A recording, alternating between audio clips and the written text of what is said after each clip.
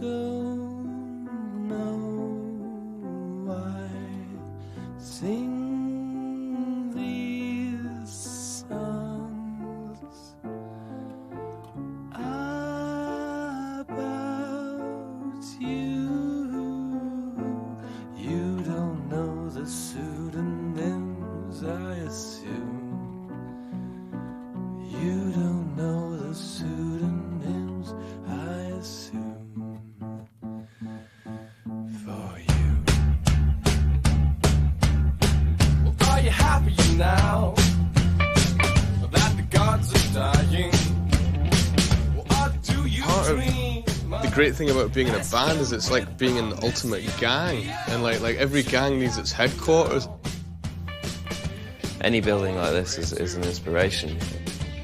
Just walking around, it's like an old guitar or an old piano or something like that. They've all got stories to tell. Studios are kind of a bit antiseptic, a bit anodyne, and to actually sort of get like a kind of a sense of the building within the music as well, and the sound is another factor. It's definitely had a big impact on the way we've made this record, using this building and the space. You find yourself both adapting to the space and being inspired by the space. We've kind of always had that as a band as well. Like, even when we started out, we had the chateau and then we had the jail, and this is just like the next step in that process, really, like finding the place where you first of all hide from the world and create your thing, and then where you decide how you're going to take it out to the world as well. It's a 505, your engine's alive, and we ride together. We ride together. We die together.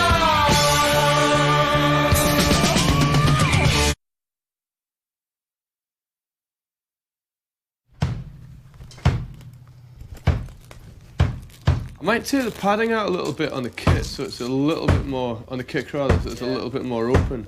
I always loved the DIY thing in music, but I didn't necessarily want the music to sound lo-fi. I don't see why music should sound crap if you've got a DIY attitude. Like, you can still have it sound rich and beautiful to your ears.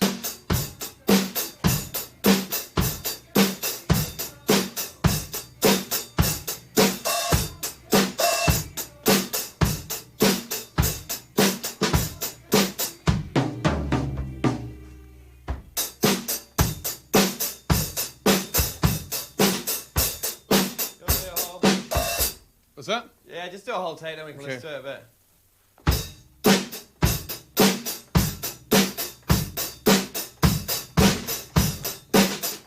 The way we've been recording like this, it is an extension of how we've started off. Like, even when we were, I suppose when we were kids as well. Like, when I was a kid, I used to have I didn't have, my friend Andrew had a 4-track, and we used to sit in our bedrooms in our parents' houses, you know, making music that way. And then when we first got the band together, we did our first ever recordings with an old PC and a couple of microphones in Nick's flat and then in my flat, and they were very homemade DIY recordings that had just a really good energy about them, and this is, I suppose, just an extension of that whole attitude, that kind of do-it-yourself attitude.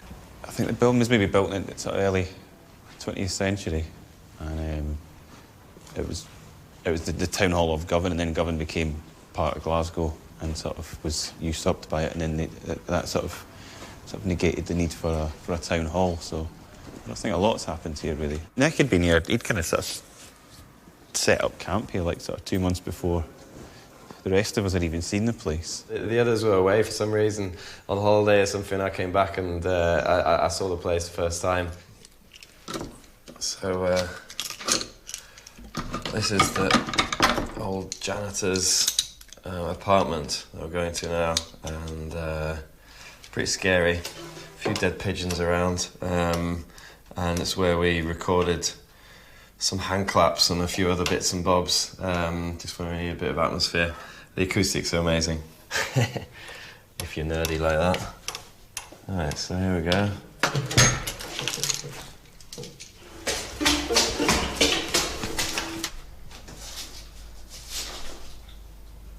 This room, this flat has got years and years of different janitors coming and going. You can see all their different wallpapers, you know, all the different paint and everything. Beautiful wallpaper example here. And here's another era. It's more like 60s, I suppose. It's a bit earlier. And then you go through here, and it's all floral again. And then I walk through here, and then at the back of the wall there's another entrance to somewhere else. And you know, it's like a massive playground for us. You know, we just we can run around, and it's our headquarters. It's our gang hut, pretty much. You know, we can do what the hell we want.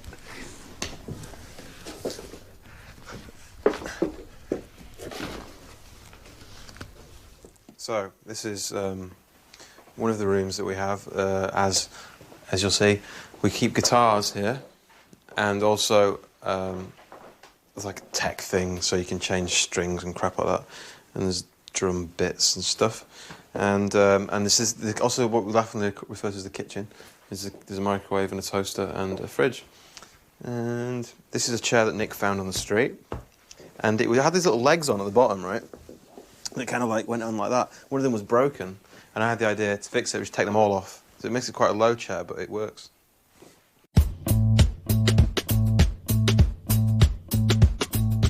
So here we are. First song of tonight, Ulysses. Not about James Joyce, only vaguely about Homer's Odysseus, Ulysses.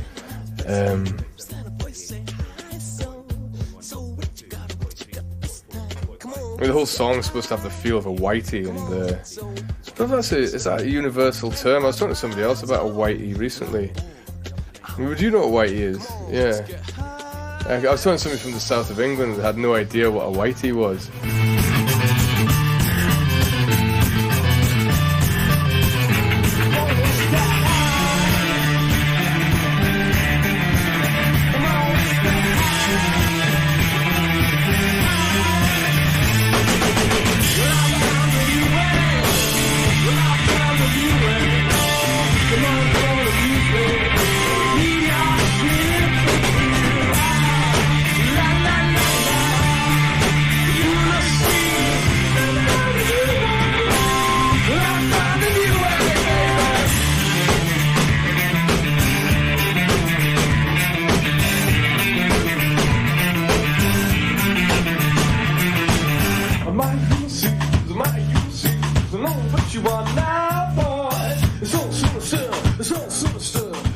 I was thinking about like, that Am I Ulysses line. This guy grew up in South Africa and was sitting with two other guys. The three of them were all really stoned. Paul, do you want to tell the rest of the story? It was a guy and a girl, they're all really stoned, and they were talking about Knight Rider or Ulysses, the cartoon series. I can't remember which. But yeah, he was very quiet for about 10 minutes. I think he sort of... After they finished talking about Knight Rider? Yeah. And talking about something completely different. And then there was a sort of lull in the conversation. He'd been very quiet, and he was obviously having a bad time, and said, am I Knight Rider? And thought they were talking in code about him. Right now, we are under the stage of the theatre. It's inside the building, which you might have seen earlier. And this is where we keep all of our crap and various sort of guitars and cases and stuff and boxes and all our asbestos. We also recorded down here sections of the songs. We kind of set up a little drum kit and we brought down amps, and for a lot of the rockier bits we kind of had very minimal microphones and just sort of played very loudly down here. It gives a kind of great sound.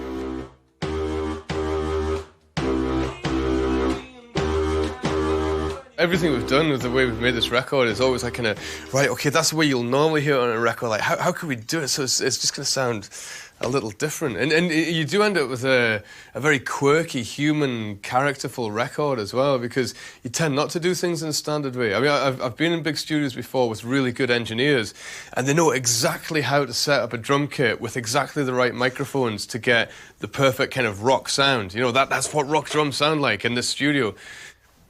you know, you get a really high quality sounding record, but also one that sounds like 40 records that have already been out this year, and I don't know, what's the point of making another one of those records?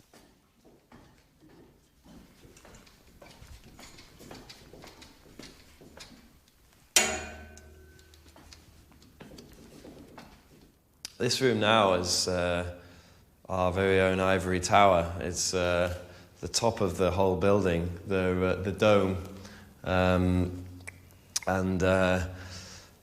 yeah, we walked up here and walked around it, and you know, it's just quite incredible that when you just see this one light here as well, you get a really great view of Glasgow through there, and but when you walk around and then you step into this certain bit in the middle, everything, the whole, all the acoustics just center on the middle, just suddenly go like that and go into your ears. And we thought, wow, this is incredible. Where do you get the chance to do this? Maybe in St. Paul's or something, you know, I think you get that same kind of effect. But we've got our own St. Paul's here practically, and you've got just these round walls and a wooden dome. And so we thought we have to do some recording in here, and we did. What we ended up doing was claps, disco claps, really. And we put a microphone just exactly where this acoustic phenomenon happens, right in the middle here. Put two microphones up that kind of were like ears, and then just stood around and did a lot of claps, the whole album, like that. So if you hear it's quite, and if there's like 10 people doing it, it's immense.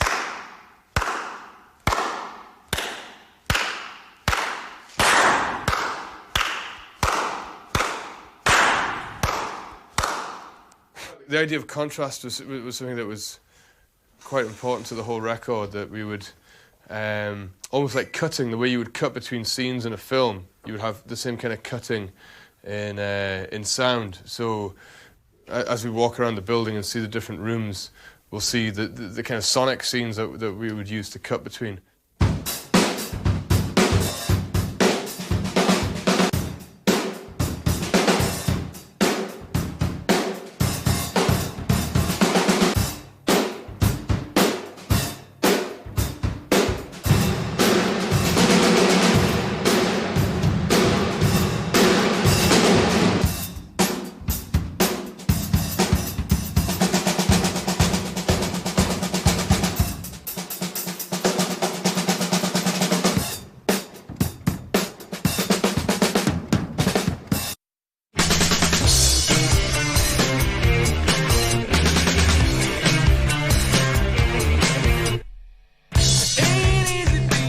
This song went through a few different versions. We tried to record it for the second album, but it just wasn't right. And I think the reason it wasn't right was because we'd never played it live before.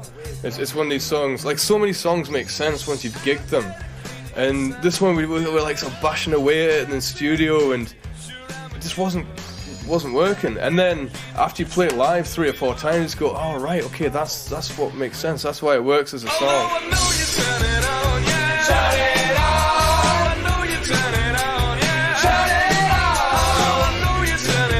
Let's hear that back.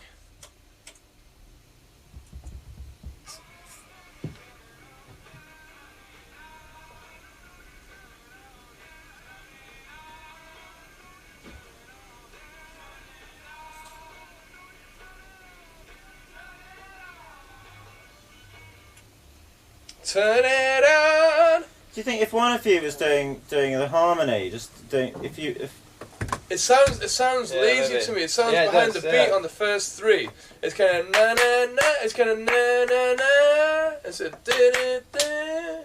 Turn it on. It should be. It sounds unconfident. Yeah. It doesn't have to be shouted. It just has to be. Although I know you turn it on, yeah, turn it on. No, I know you turn it on, yeah, turn it on. You know what I mean? Yeah. Let's try that again. Forgive you always. Although I know you turn it on, yeah, turn it on. I know you turn it on, yeah, turn it on.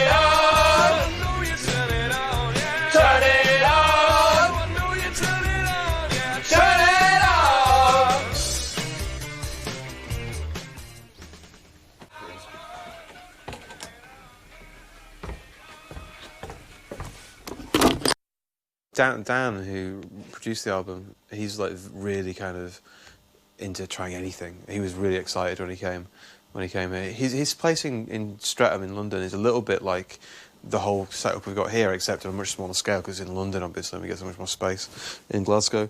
But yeah, he's just like a big kid with, like, you know, his own den, and this is kind of our den, I guess. And yeah, he loves it. Have you ever put a slinky in your ear? If you do put a slinky in your ear, you hear this amazing sound. And so I put one end on a contact mic, and the other end I sewed it into a speaker, and so that when the speaker moves, the slinky you get, because that goes into an amp. So it's like a way of getting that sound anytime you want it. There were drawbacks to doing the recording in a place where you haven't got all the luxuries that you'd have in a normal recording studio, but I think, you know, on balance, that was a good thing most of the time, because when you're constantly forced to find ways round things, you kind of come up with interesting sort of improvisations.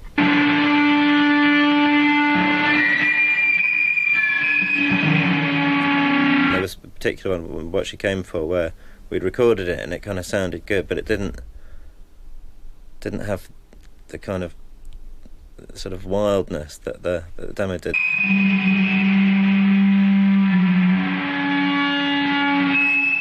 And then you've got this huge room, and we're just kind of thinking of ways that we could use that space. The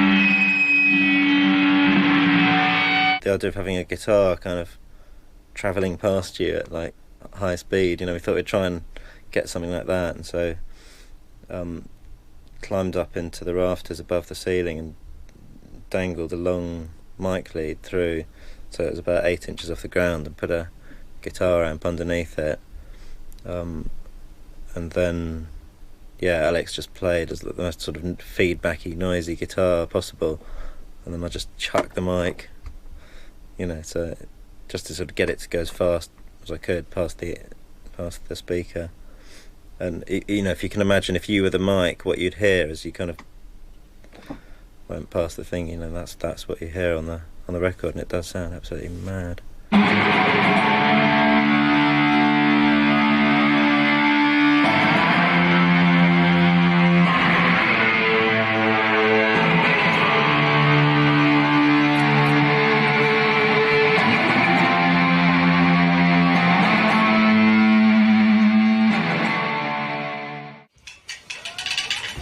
That's cool.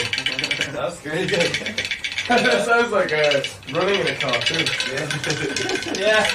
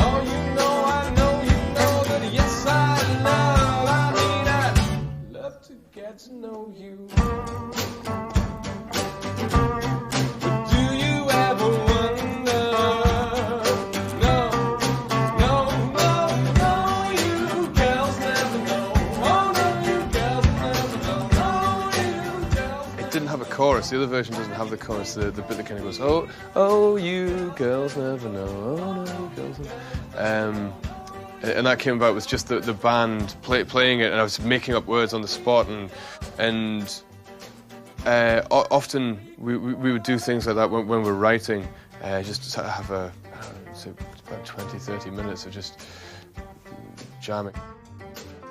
The big part of the process for us is initially like giving yourself like absolute freedom to just see where you go and trying to be as uninhibited as you possibly can be, and then having I don't know what you would call it, being able to concentrate afterwards and go through something, and also being able to be cruel enough to yourself to say, actually, the majority of that is crap. That's half an hour's worth of crap and 15 seconds worth of something that's really good. And I think that's maybe for me, writing songs, that was the thing that took the longest to develop, was being able to edit myself.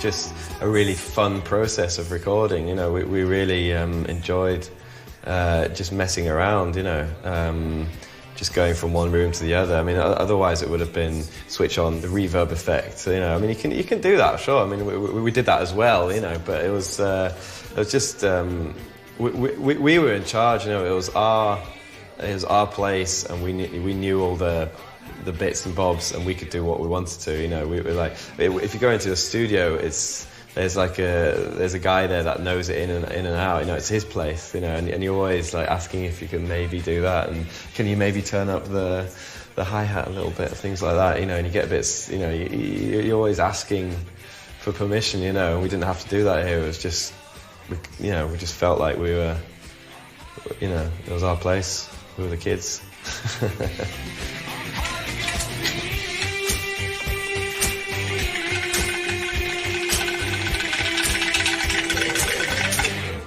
If you play claps backwards, you get the whole reverb before it, you know, so it goes, instead of going like that, like it goes like that, and that sounds incredible because it gives the whole track a bit of a lurch as well. It just goes shoom, shoom. Send Them Away, this is my favourite song on the record. This is just really refreshing, I think. It sort of came about from originally from a big jam between us. To my ears. Maybe. Like total classic. The lyrics are playing with this idea that, and then it's rhythm. you know, when people end up in awkward romantic situations or passionate situations where Send Them Away came out of a jam that lasted over an hour, and then we edited it down into a song, which we don't often do, and then we recorded it again playing to the structure of the edit. From that we took the method of like recording like a song over the course of like an hour, like just playing an intro for like 15 minutes. You just kind of like get into this kind of like rhythm, and about 7 or 8 minutes into it, it becomes like this hypnotic kind of state, and you don't even know what you're doing. Your hands are just working themselves, and you just kind of, it just has this groove to it. Yeah, it's a good way of working. You just like completely zone out. And I think some of Dan's best stuff here as well. Yeah, like that's it. Some of the dub effect, and at the end as well, the dubisms. Is that the right word? That's a good one. Yeah, Dan did that live on this desk as well. Like, so he was like flicking these faders up and down, and totally live. He's like Dan plays the desk like someone plays an instrument. You know, it's just really cool to watch him doing it. Kind of hunched over like a goblin. It always something changes automatically when he does, you know, like the other guys are just like twiddling, nothing actually changes, you know? Yeah, but he's wild, like he goes to extreme.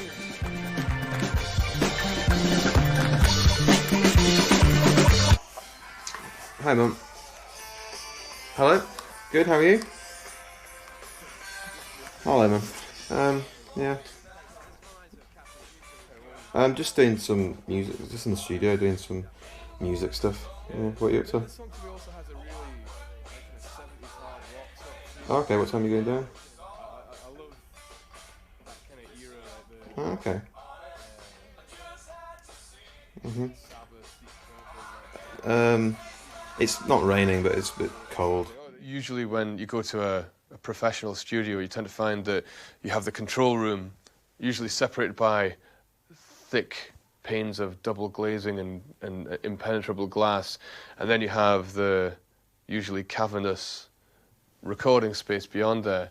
I tend to find that recording studios like that were built for engineers rather than for musicians, because you have great separation and great control technically over what you're doing, but you have a huge barrier. You've literally got a wall between the two creative sides of the whole process. And something I've found is that the production and performance meld into each other. It's kind of the same thing for me, and we were always wanting to experiment and try different sounds, and it just seems natural for us to be in the room with all of the gear. This desk is it's an old thing called a Flickinger, and it's this guy Daniel Flickinger made them in the late 60s through to the early 70s. I don't think there's any other ones in the UK. He only made a few of them in the States, and he made them for people like Sly Stone and Ike Turner. Funkadelic had one. There's a friend of ours called Bill Skibby who has a studio in Benton Harbor on Lake Michigan. And he's got Sly Stone's old desk, and then we went and did a bit of recording, and it's great, and it's got a good vibe about it, and you know he's got his own quirky ways of doing things, Bill. And he called me one time and I said, "Hey Alex, there's a Flickinger going for, like, it's really, really cheap. It's not working, but you should really get it. It'd be dead exciting. You could take over to Glasgow." So I went, "Yeah, okay, why not?" And it had been sitting in a warehouse in Chicago for 30 years, something like that. This fella, Phil Taylor, he spent 2 years fixing it up and bringing it together and making it work. And it's great. It looks, to me, it's got a vibe of its era. I think it was built in the same year that 2001: A Space Odyssey was made, and it's got a similar sort of look and feel about it. There's a kind of an optimistic futurism about it. That's the way I like to see it.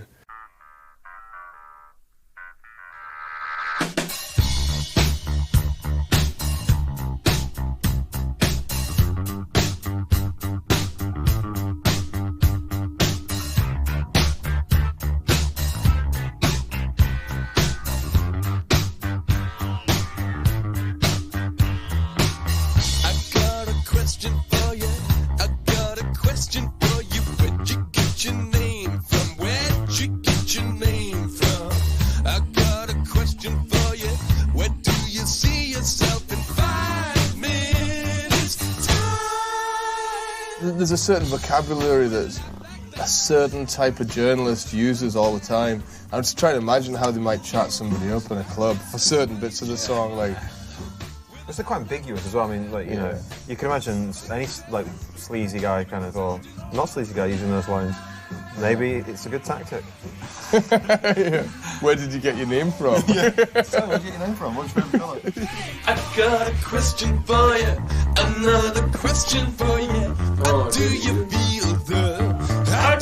feel the pressure? Why you wearing what you wearing? Where will your life be gone in 5 minutes time? Say laugh like that, stupid. You know that you love to. Whoa, look out! You're what she came for. You're what she came for. No question, no doubt. Whoa, look out! You're what she came for.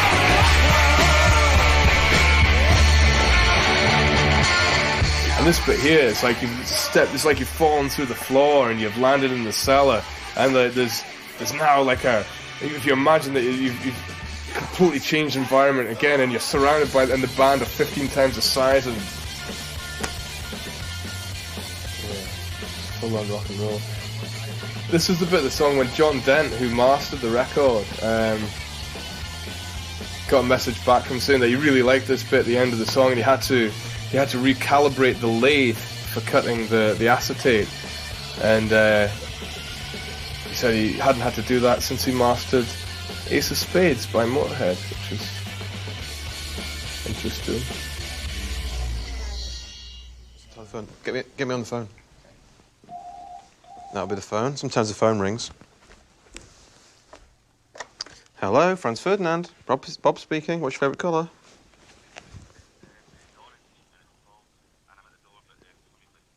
Okay, I'll come and let you in. Bye.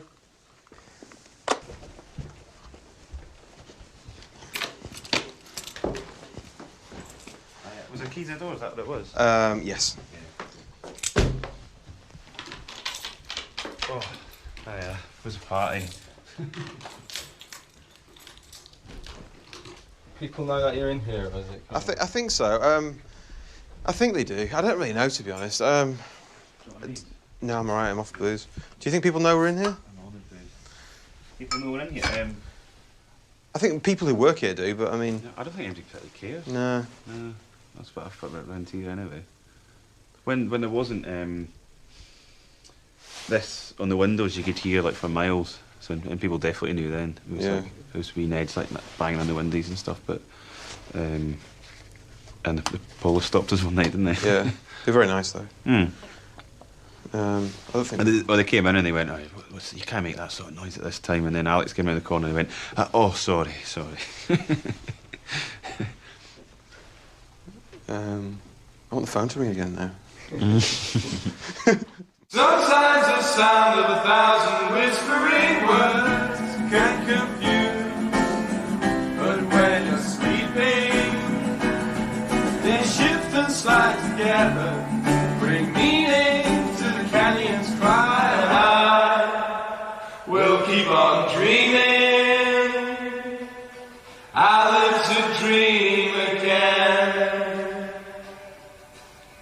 I live to dream again. I live to dream again.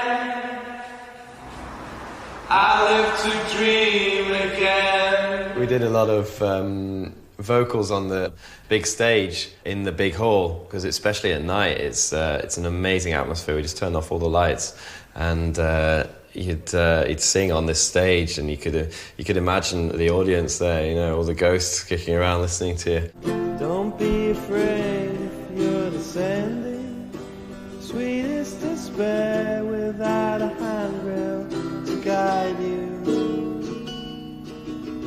Sometimes the sound of 1,000 whispering words of hope will reassure, show me the future. We'll see us join together, with the ocean split over the mountainside, and I will keep on dreaming. I live to dream again. I live to dream again. I live to dream again. Don't be afraid if you're descending, the sweetest despair without... It was written acoustically, and then we just lost the chords again, didn't we? That was and just played it on. It's true, isn't it? Cause, single note instruments kind of thing. Because sometimes like it sounds a bit too trad and obvious. Maybe if you just keep it on the acoustic guitar, and like the song always had a really beautiful melody, and to just stick a strummed acoustic guitar behind it, I don't know, you could do have a lot more fun than that. Yeah.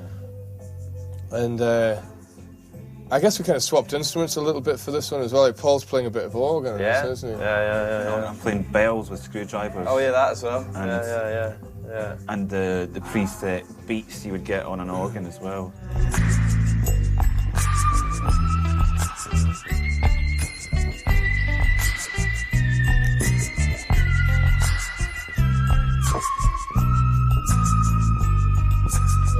Sometimes the sound of 1,000 whispers are there. You live a little fear, but feel the future. Well, I feel us dream together. I feel no fear, I feel no fire.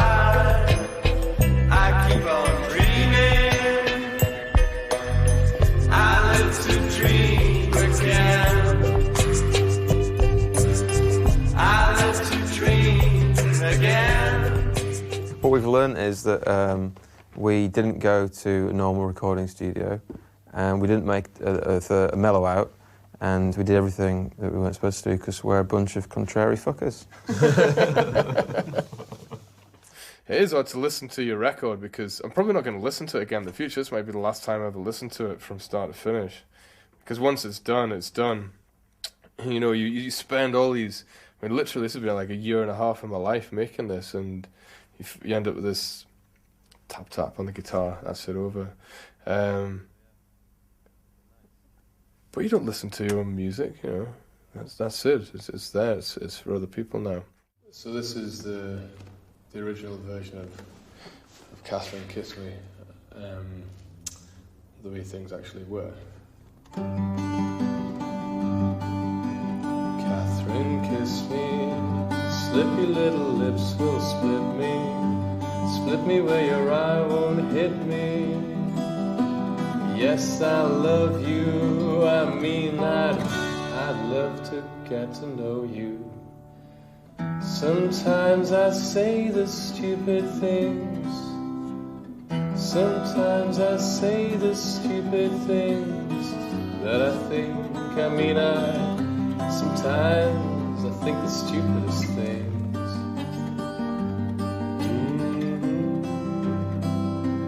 Do you ever wonder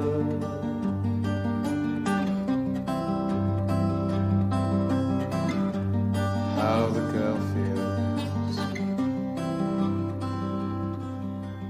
Catherine, kiss me. Flick your cigarette and kiss me. Flick your eyes at mine so briefly.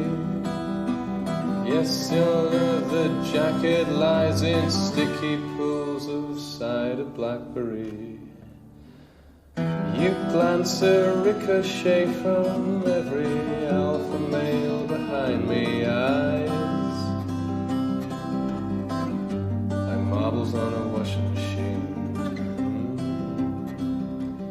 Do you ever wonder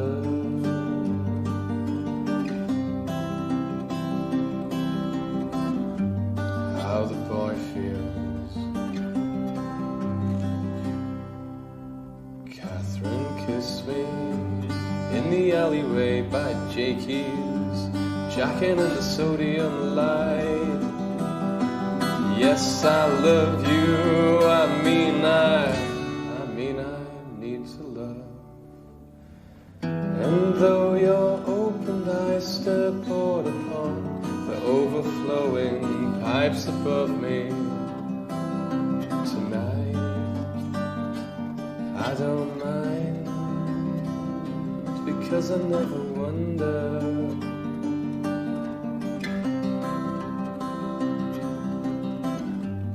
how the girl feels.